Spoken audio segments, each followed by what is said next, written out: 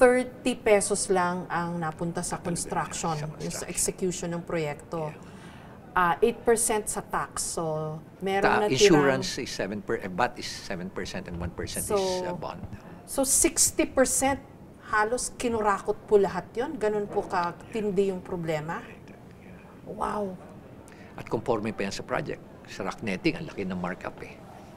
Kaya nga, kaya nila na sila na yung kinuha nila yung 40%. Sila pa yung contractor. Sila pa yung supplier. Oo, dahil minsan yung, sabi nila, yung contractor, congressman na rin ngayon. Syempre. Kasi, mas masarap na rin. Dilimpak-limpak po yung kinikita ng mga kurakot pala. Billions. And they're stealing, some of them are stealing 1 billion a year, more than. And So, if you're stealing 1 billion a year, you're stealing 2.7 million a day.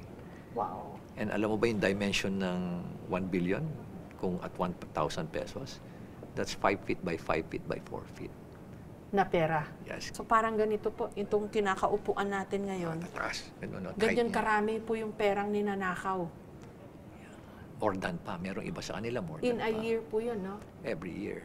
Wow. Anhin nila yung perang yun. Hindi millions are, dati-rati akala nila kasi millions lang ang ninanakaw eh. No, it's not. It's in billions. Bilyones po. Dahil sa inflation rate, tumaas din po yung ninanakaw nila. Sabi nga ng isang kaibigan ko, kaibigan ko lang, alam mo, kuminsan nahiya na ako, Mayor, sabi niya. Yung mga kasamahan ko, hindi na gumagamit ng cash vault eh. Ginagamit na nila room vault, kwarto na.